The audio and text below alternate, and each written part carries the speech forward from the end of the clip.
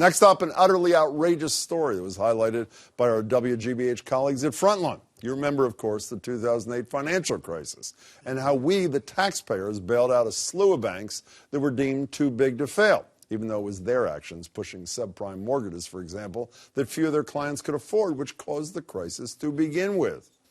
Well, an Abacus small enough to jail, Frontline highlights the case of the Sung family. Thomas Sung and his daughters, who own a bank in Chinatown that was founded to serve the Chinese-American community there. At the time, it was the 2,651st biggest bank in America, which is why it made perfect sense that they were the only U.S. bank that was criminally charged for that global financial disaster. Here's a little bit from the film, starting with the prosecuting attorney and then Thomas Sung himself. In Abacus's loan department, mortgages were based upon false documentation.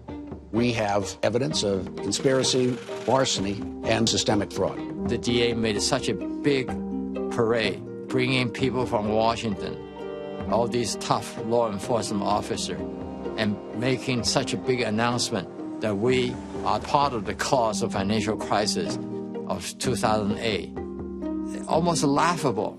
The first guy was the same Cy Vance who didn't prosecute the Trump kids, you'll remember a couple of years ago. Film has won the Critics' Choice Award for Best Political Documentary and has been nominated for a slew of others, including this week an Oscar for Best Documentary. I'm joined now by Frontline's executive producer, Raney Aronson-Rath. Congratulations. Thank you. How'd you find out about this? We actually watched it in real time, if you can believe it. We all had our TVs on, our websites were up, and we watched as it went live. And what is that, when you heard the words? It was incredible.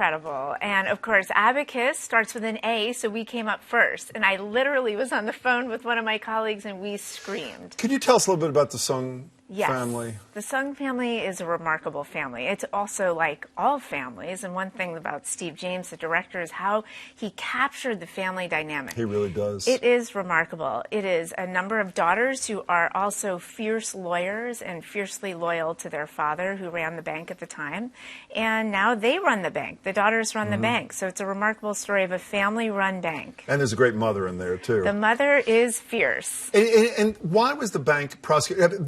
Correct me if I'm wrong. I haven't seen this in a couple of months. Yeah, sure. They when they found improprieties in their own bank, they self-reported to the federal authorities. So why were they prosecuted? Right. They thought that was the right thing to do. So they were starting to see this in their own books, and they reported it. What they found out was then they became under investigation themselves.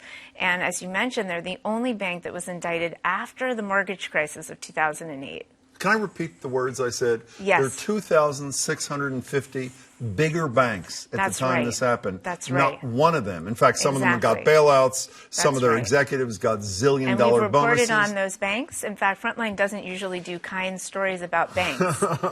That is a fair statement. So what is Cyrus? That was Cyrus Vance, as I said, who did this, who has been in a bunch of hot water, at least political hot water, of late. What was his public case as to why this group, this family, and a bank that was created, as I said, to help mostly recent immigrants from China in Chinatown and Lower Manhattan, what was his public rationale as to why he did this, why he called the media when he's leading some of the bank's employees into whatever courthouse or police station in handcuffs, calls the media for... What was his rationale for this? He believed that he had a case against this bank. He believed it was actually a necessary case to argue, and he believes it to this day.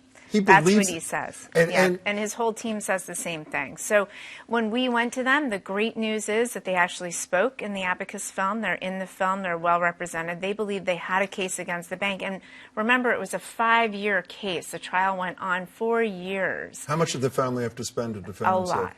I think it was $10 million. Yes, it was millions and millions. They're actually still trying to figure out how much money was spent because it was that many millions of dollars. You know, one of the two things that, for those who haven't seen this yet, and everybody should, I should say, you come away with is one, if you didn't know it already, the power of the government to target, our government, to target somebody if they choose to, regardless of what the outcome is, and dislocate their lives for years.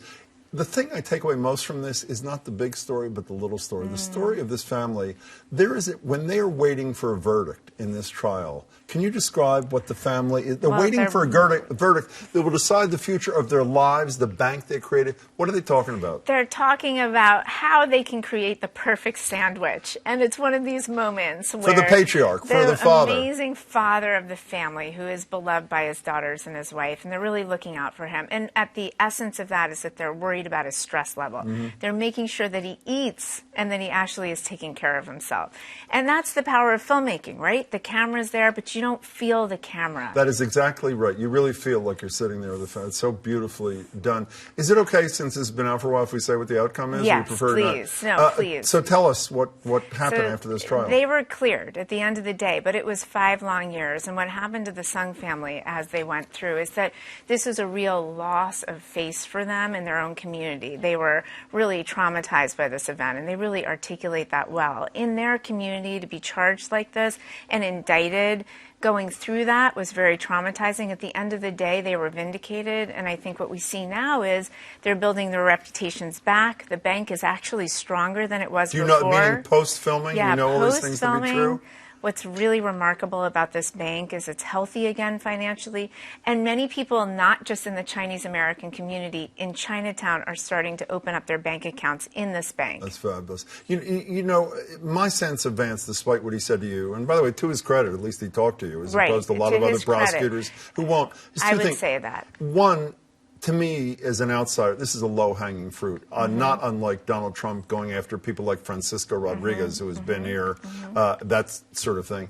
And number two, the comments from his assistant prosecutor, Greenberg, after they are cleared, saying they were not exonerated, is just as low rent as one can possibly be. They prosecuted, they lost, and they can't even acknowledge that outcome. So, Raney, is there a moral to what's the takeaway for you as an insider? I think it's a great story of how a family came together cohesively, but the other great story for a lot of us watching this was how if you have daughters who are terrific lawyers, keep them on your side, because they will fight to the end for you. And that was really the story of these women who were fighting their family name, but also for their father. Beautiful family story, a beautiful story about government, about fighting back. It's a terrific film, and congratulations. Well, thank you so much. Exciting. Thanks for having me. Pleasure. Thank you so Congratulations much. to all your Thanks colleagues, again. too, Raney. Appreciate it. Film again is Abacus, Small Enough to Jail, and you can watch it now, and you should watch it now for free at pbs.org/frontline.